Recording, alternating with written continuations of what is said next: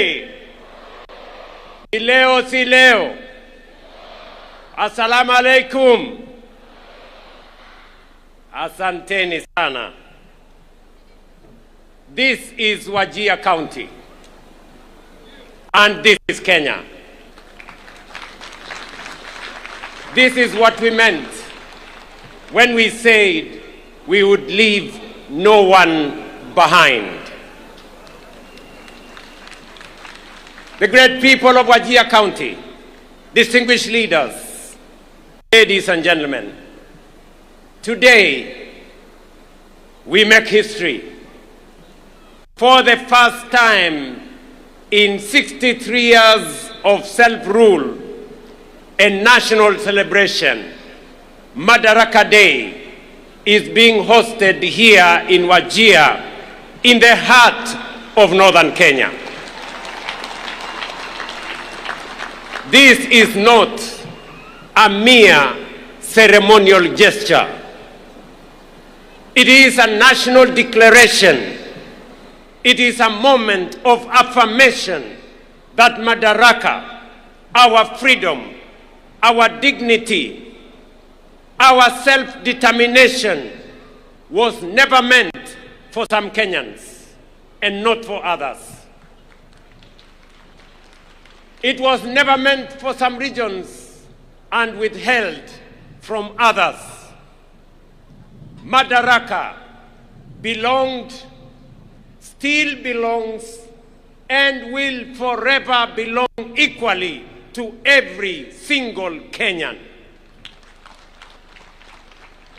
Fellow citizens, on Madaraka Day in 1963, our freedom fighters did something consequential. They secured the transfer of political authority from colonial hands into African hands and into Kenyan hands. But self-rule was never simply about changing who holds power.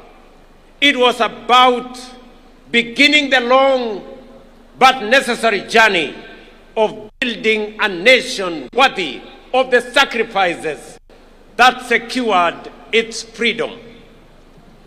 That promise, that work in progress, is the reason we are here today in Wajir. Decades after independence, this region was left behind through neglect, marginalization, discrimination, and policy failures.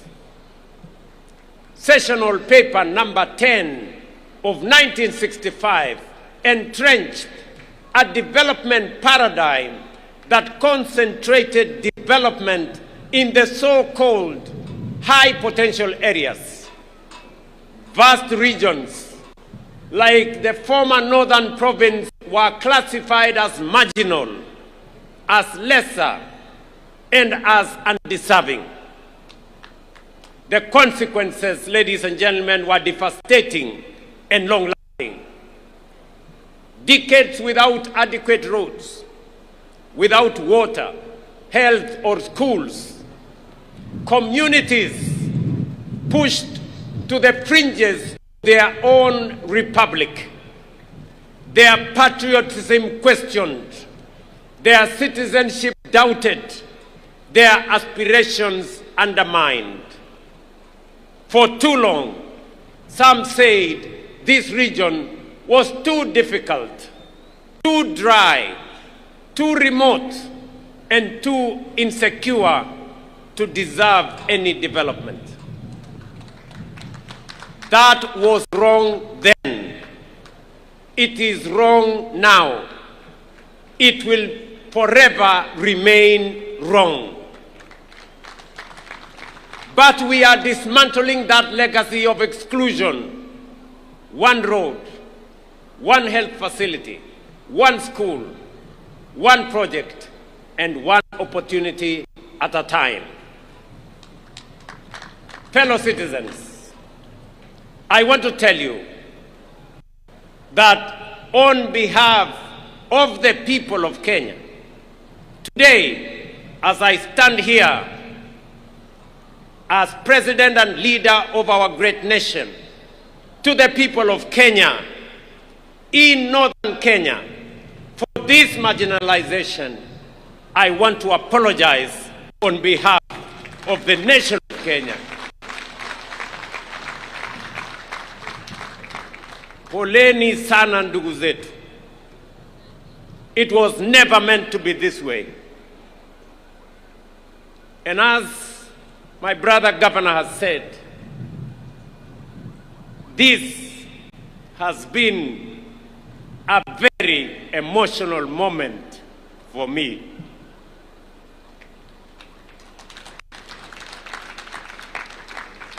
I want to tell you the story of Bakaja Ibrahim Osman. He was born here in Wajir, east of this county in the early 1960s.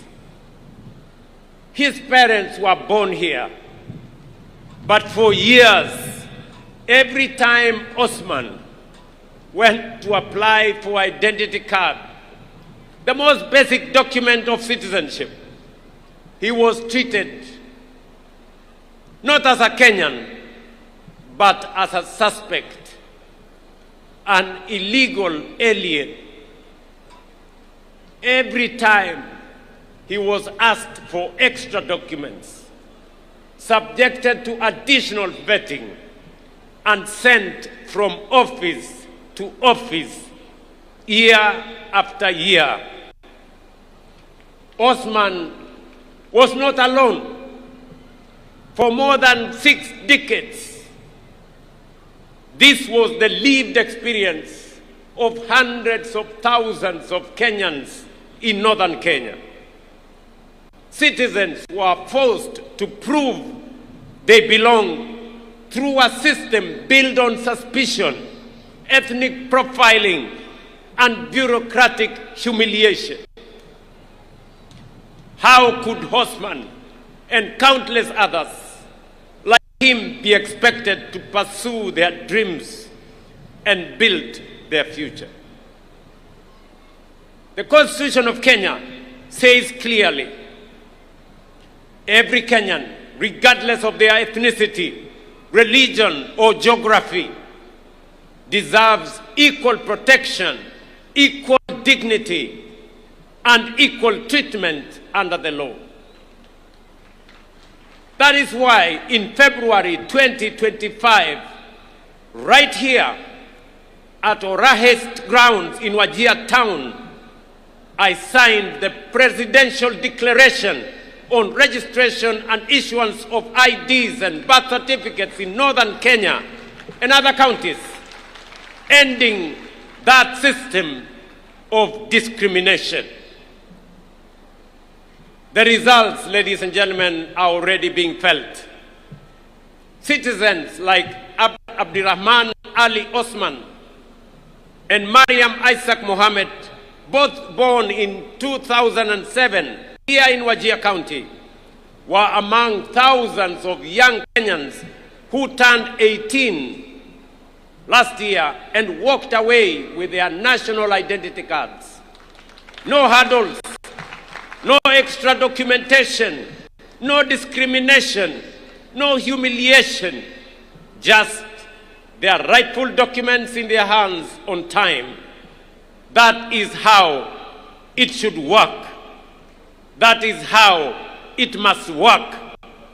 That is how it will work for every Kenyan in every part of our republic.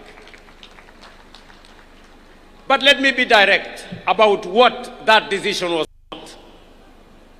It was not an invitation for foreigners to acquire Kenyan documents illegally.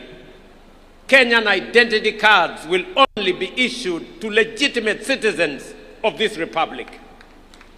Our commitment to justice and inclusion goes hand in hand with our duty to protect the integrity of our national identity and the security of our country.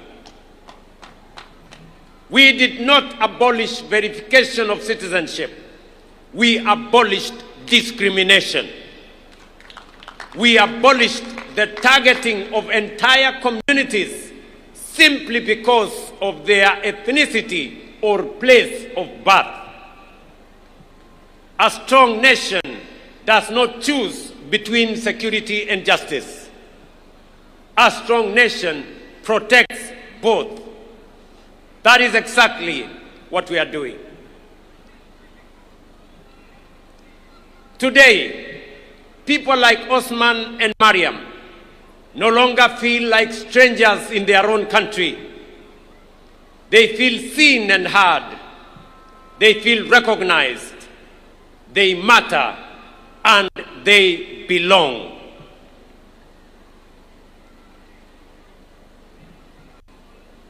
Ladies and gentlemen, yet we know that inclusion does not end with recognition. It must be reflected in people's daily lives, in the education of their children, the health that they access, the opportunities available to their young people, and the roads they travel on. That is why the bottom-up economic transformation agenda was conceived not merely as an economic program, but as a deliberate strategy for inclusion. This administration, my administration, has deliberately invested in northern Kenya and historically marginalized regions of our republic. Of all the investments, ladies and gentlemen, we are making in northern Kenya, none is more important than education, which is also the theme of this year's Madaraka: education, skills, and the future. Of all the tools a nation possesses, education is the most potent. It is the bridge between promise and possibility, between poverty and prosperity, and between exclusion and belonging. Unlike in 1963, the next frontier of Kenya's liberation will not be fought on conventional battlefields. It will be won in classrooms and lecture halls, laboratories and workshops, and in innovation hubs. The nations leading the world today and their position: South Korea, Malaysia, Singapore, invested in science, technology, engineering, and mathematics education and became a technology powerhouse. Singapore turned it to its people into the greatest resource. Finland built a knowledge economy through sustained investment in learning.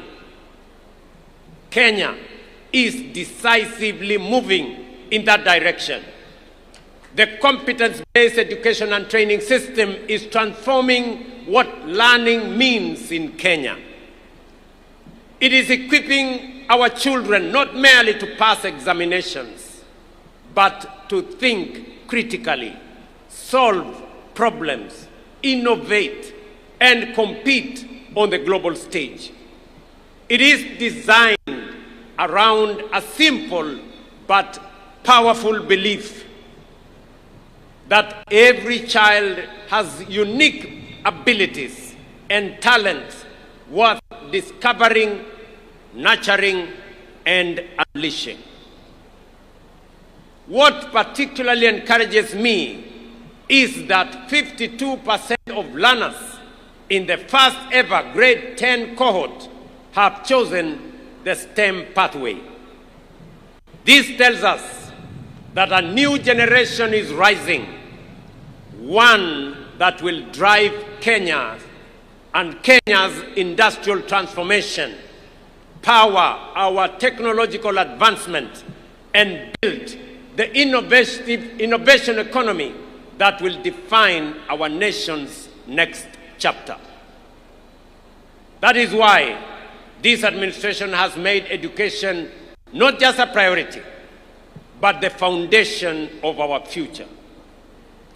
No nation can rise above the knowledge, the capabilities, and the skills of its citizens. Our education budget has grown from 500 billion in 2022 to over 702 billion today. We have hired more than 100,000 teachers in just 3 years, with 20,000 more set to be hired this year, making it one of the most ambitious teacher recruitment drives in our nation's history. Most importantly, and as a source of pride for the people and leaders of Northern Kenya, 3 years ago, we agreed that the lasting solution to teacher shortages in this region was to train more local teachers. That is why we operationalized the Wajir and Kutulo and Mandera Teachers Training Colleges to complement Garissa Teachers Training College.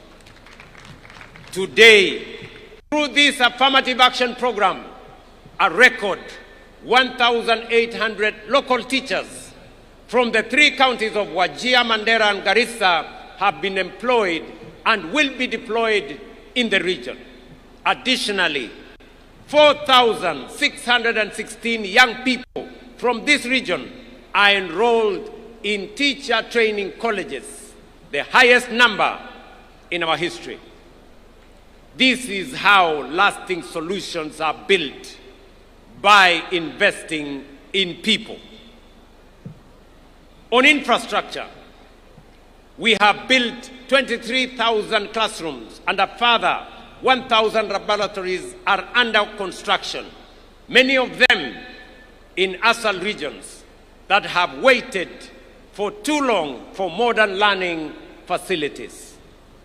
At the same time, more than 850,000 young Kenyans are enrolled in our technical, vocational education colleges, acquiring the skills, the tools, and the confidence needed to build this nation with their hands from the bottom up.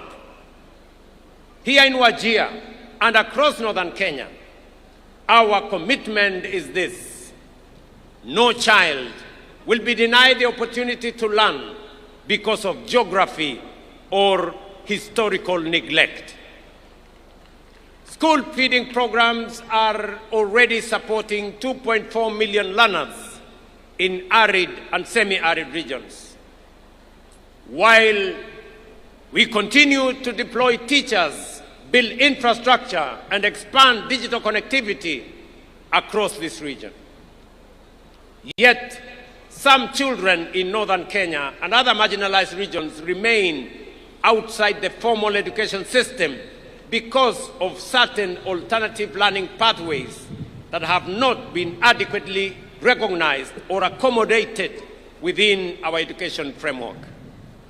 This challenge is particularly evident in the absence of a clear framework to recognize and integrate Duksi, Madrasa, and the program for pastoral instructions into the national education system. Today, I direct the Cabinet Secretary for Education to engage all relevant stakeholders and take the necessary measures under the Basic Education Act to consult widely and recommend appropriate measures for the formal integration of the same. This will ensure that every child, regardless of background or circumstance, has a recognized pathway into learning, skills, and opportunity. Every child deserves a door into learning. It is our duty to open every door. Yet, operating and opening the door for opportunity is only part of the journey. Inclusion must also mean access to quality healthcare, dignity, and well-being for every citizen. Today, of the 31.5 million Kenyans registered with the Social Health Authority, about 800,000 are residents of Wajir, Garissa, and Mandera counties, representing one of the most significant expansions of healthcare inclusion since independence. To date, SHA has paid 8.1 billion Kenya shillings in claims for services provided in these 3 counties, demonstrating the transformative impact of this reform on access to quality healthcare. Beyond healthcare, ladies and gentlemen, inclusion must translate into opportunity for our young people. Already, more than 2,500 youth across all 30 counties of Wajir County have benefited from the Nyota program through business support, capital, training, and mentorship. Across Wajir, Garissa, and Mandera counties, more than 7,200 young people are beneficiaries. We are also investing in Getembe digital hubs, ICT centers, digital skills programs, and digital infrastructure so that a young person in Wajir can compete with any person in Kenya and globally.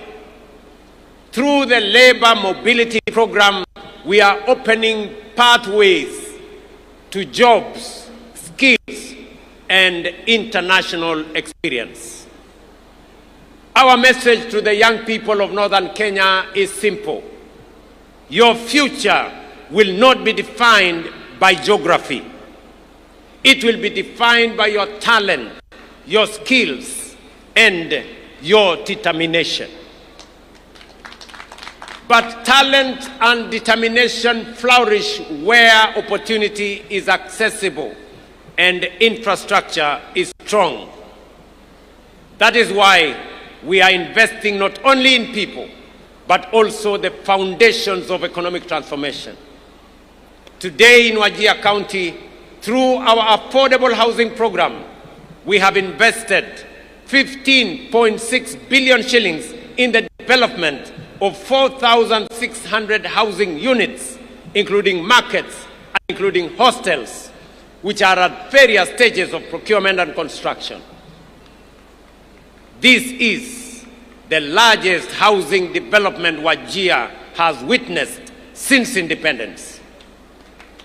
One of these projects, located just 3 kilometers from here, stands as a visible symbol of our commitment to ensuring that development, opportunity, and decent living are not reserved for only a few regions. These projects are creating jobs for our young people and generating opportunities for local enterprises. But this is only one part of a much larger transformation. Across Wajir, Garissa, and Mandera counties, projects valued at approximately 38.5 billion are currently at various stages of implementation. These investments are delivering affordable housing, student accommodation, modern markets, police housing, classrooms, and other supporting infrastructure that will improve lives, expand economic opportunity, and accelerate the region's development. Alongside housing and other social investments, we are investing in the infrastructure that connects communities to opportunity. That is why connectivity remains central to Northern Kenya's transformation. For decades, distance was used to justify exclusion. Today, we are defeating distance. With a 750-kilometer Northern Kenya Gateway Corridor linking Isiolo, Wajir, and Mandera, we are undertaking the most significant and consequential road investment in this region since independence and connecting communities that were once isolated from markets, from investment, from development, essential services, and economic opportunity. This investment of road, this single road, is going to cost the government of Kenya close to 100 billion Kenya shillings. Si munajua ile barabara ya kutoka Isiolo, ile inakuja Modokashi, inateremuka inaenda Samata, inakuja mpaka hapa Wajia, alafu inatembea hapa Tarbaj, iende Kotulo, iende Kobo, iende Elwak, Gare, alafu ifike kule Mandera. Yes. Na pia ile barabara inatoka kule Lamu kuja Karisa, iende kula Mawe na kuungana na hii barabara pale Isiolo.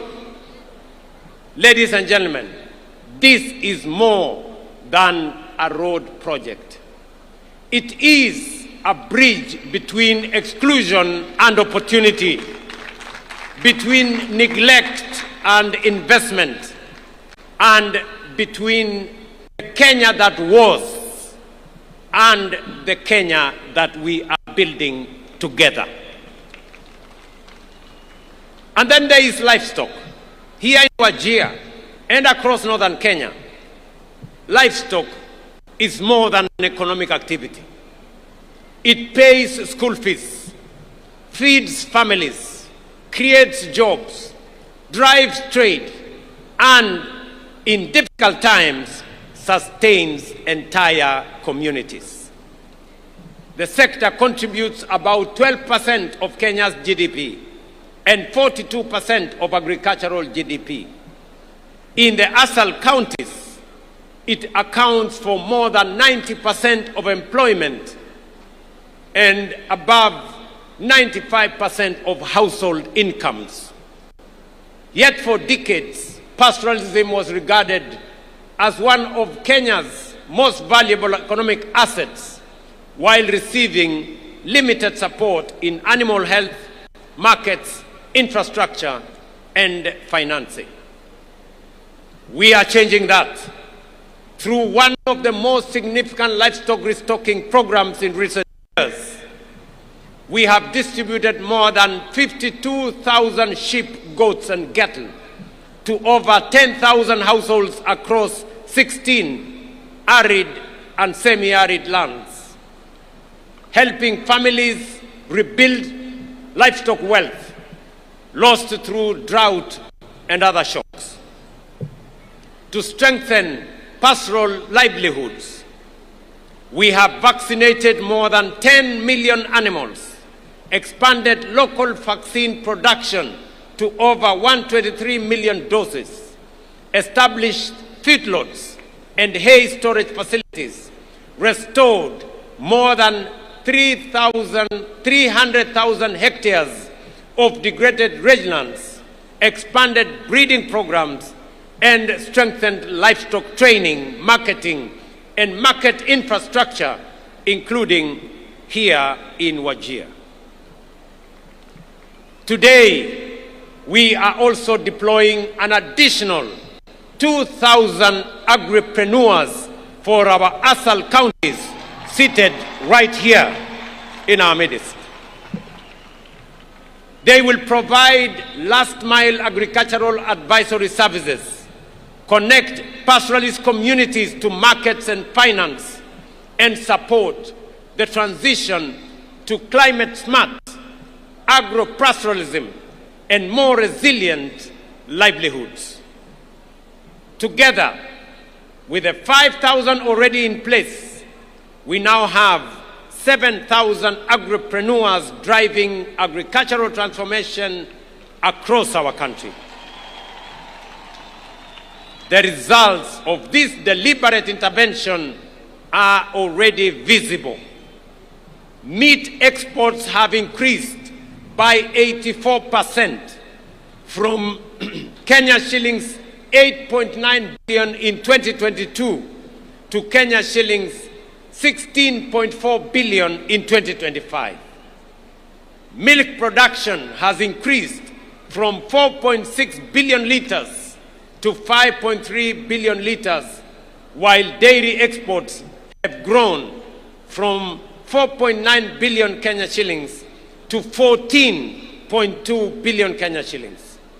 These gains are translating into higher income for livestock and pastoral communities, stronger markets for producers, and greater confidence in the future of pastoral economy. But this is only the beginning. Just as crop farmers receive deliberate government support, pastoralists too deserve support for the assets upon which their livelihoods depend, because livestock is agriculture and pastoralists are farmers. That is why we will expand livestock support program through a new phase of strategic restocking, enhanced vaccination campaigns, improved feeding programs, drought-resilient interventions, and additional feedlots. Our vision, however, goes beyond production. Just as tea farmers own their factories through KTDA and dairy farmers own their cooperatives, pastoralists too must own and control the businesses built around their livestock. That is why we are establishing a Kenya shillings 5 billion county livestock investment company initiative to support more than 350,000 pastoralists across 21 ASAL counties to form and own livestock investment companies. Through these enterprises, they will gain access to markets, gain access to finance and insurance, and value add their produce. In phase 1, the initiative will improve the livelihoods of more than 2 million household members. I have directed the Ministry of Agriculture and Livestock Development, in partnership with county governments, to begin immediate registration of these companies across all the 21 ASAL counties. We will also operationalize the Livestock Enterprise Development Fund, establish a national strategic fodder reserve, strengthen pastoral cooperatives, fully roll out the animal identification and traceability system, and invest in the infrastructure needed to unlock premium export markets across Africa, the Middle East, and beyond. We must move beyond live animals exports to higher value products such as meat, leather, and dairy. For long, many looked at livestock and saw subsistence. We look at livestock and see enterprise. We see exports. We see jobs. We see wealth. And we see northern Kenya becoming the gateway of Africa's livestock trade to the Middle East and to the world. This, ladies and gentlemen, is what inclusion looks like. This is what dignity looks like. And this is what we meant when we said we would leave no one behind. Ladies and gentlemen, fellow citizens, as we look to the future, we must also ask ourselves a bigger question. What will define the next chapter of Kenya's journey? For 63 years, we have worked to expand freedom, deepen inclusion, and strengthen our democracy. Today, our focus is equally clear: to transform Kenya into a prosperous, productive, and globally competitive nation. That is the roadmap before us. A Kenya that will feed itself and export surplus to the world. A Kenya that manufactures more of what it consumes. A Kenya that creates jobs and opportunities for its young people. And a Kenya that competes confidently in the regional and global economy. Northern Kenya is not peripheral to that vision. It is central to it. For too long, Northern Kenya was viewed through the lens of scarcity. Today, we recognize its immense potential in renewable energy, livestock production, irrigated agriculture, trade, logistics, and regional commerce. Its strategic location at the crossroads of Kenya, Ethiopia, and Somalia places it at the heart of regional connectivity and economic opportunity. Positioned along the Lapsset corridor and between the Lamu and Turkana oil frontiers, Northern Kenya serves as a gateway to regional and global markets. Its people possess the resilience, the enterprise, and the determination that have sustained communities through some of the most challenging conditions anywhere that is imaginable. The future of Kenya's growth lies in unlocking the full potential of every part of our republic. That is why we are investing deliberately in Northern Kenya. Fellow citizens, if we are to unlock that potential, one resource will be fundamental: water. Water means irrigation. Water means food production, industry, resilience, and opportunity. That is why my administration has set the ambition to build 50 mega dams across the country, 200 medium and small dams, and thousands of micro dams.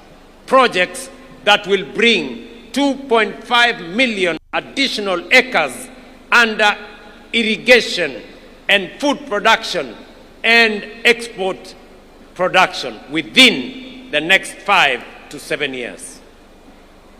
These dams, many in northern Kenya, including Isiolo on the Ewaso Nyiro Basin, the High Grand Falls Dam on Tana River, the mega dam on River Dawa in Mandera, right here in Wajir North to be specific, Butte Dam that has been in the work for many years, the Sikli Canal in Garissa, Lowat in Turkana, Narosura in Narok, Aror in Elgeyo Marakwet are among the many that are in our priority list. Each of these dams is a statement that no county is too remote to deserve investment, and no river too far to be harnessed for the good of Kenya. What was once called remote will become strategic, and what was once neglected will become indispensable to our food security, our prosperity, and the future we are all building together.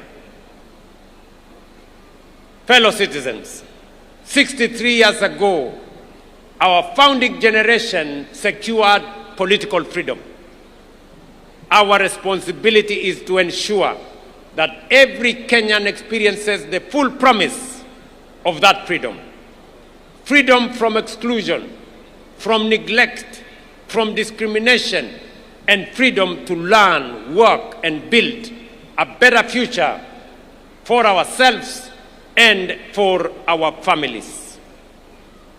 For decades, some parts of our country were told They were too distant, they were too dry, too difficult, or too marginal to matter. Today from Wajir, Kenya rejects that thinking. We affirm that no community is peripheral to our national story.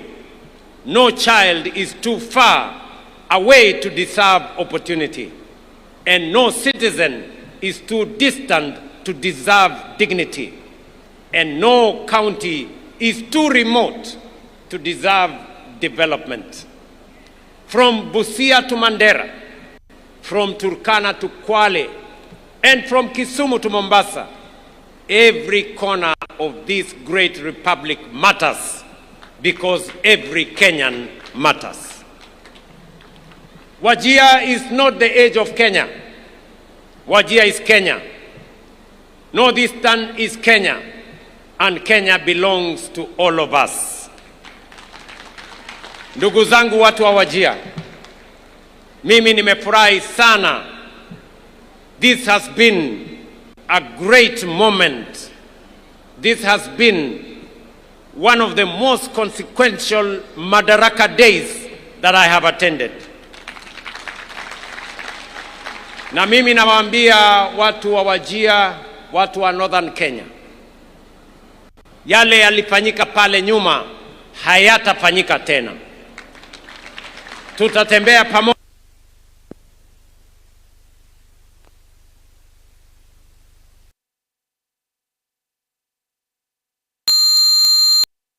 jengo kwa muda mfupi. Mimi nitahakikisha kwamba imekamilika na imekuwa kiwango ya kimataifa. Na baada ya kukamilisha uwanja huu vile mumeuliza, na mimi nakubaliana na nyinyi 100% kwamba huu uwanja uitwe Ahmed Khalif Wajir Stadium.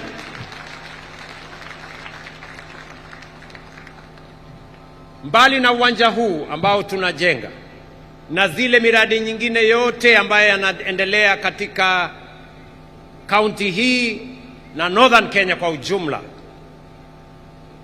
airport yetu hapa, wananchi wa hapa Wajir muliniuliza ya kwamba uwanja huu tuwe na entry mbili, ile ya wanajeshi wetu na pia tuweke terminal building ya wananchi, ama a civilian terminal building. I want to confirm to you that we have provided the necessary resources. We have done the necessary preparation.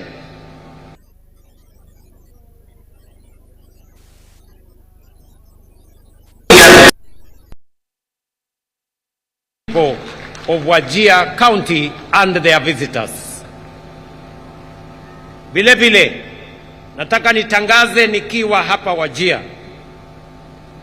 Hapa Wajir imesemekana ya kwamba ni mahali pa watu kukutana na ni mahali pa amani.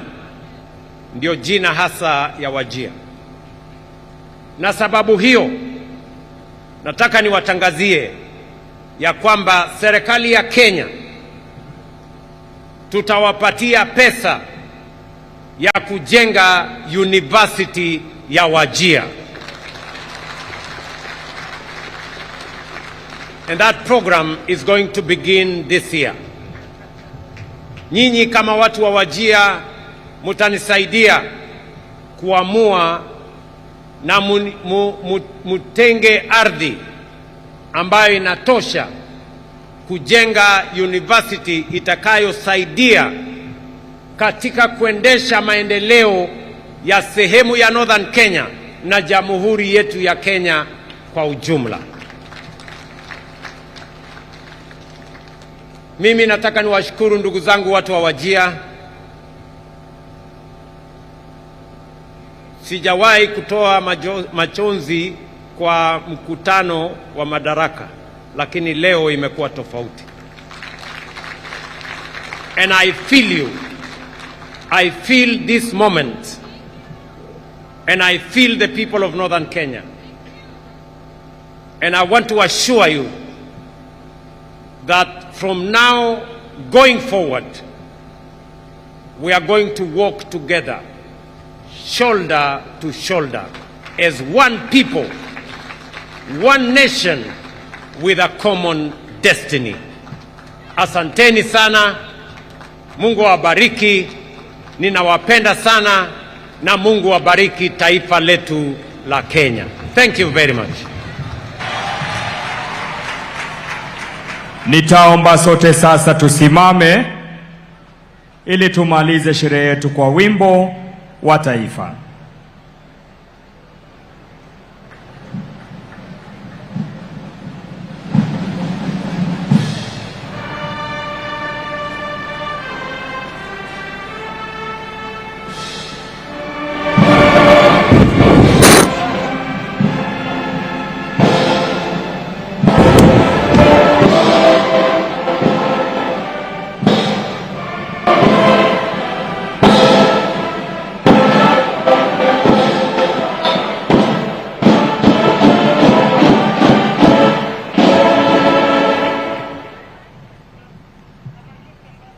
Huo ndio utakao kuwa mwisho wa sherehe yetu za siku ya leo. Niombe viongozi wetu kumpa Mheshimiwa Rais nafasi kuondoka nitakapokuwa nikitangaza itifaki za kuondoka. Nafasi hii Mheshimiwa Daktari William Ruto, Rais wa Jamhuri ya Kenya na Amiri Jeshi Mkuu wa Majeshi ya Ulinzi, pamoja na Mama Taifa Bi Rachel Ruto wataondoka kwa hiari.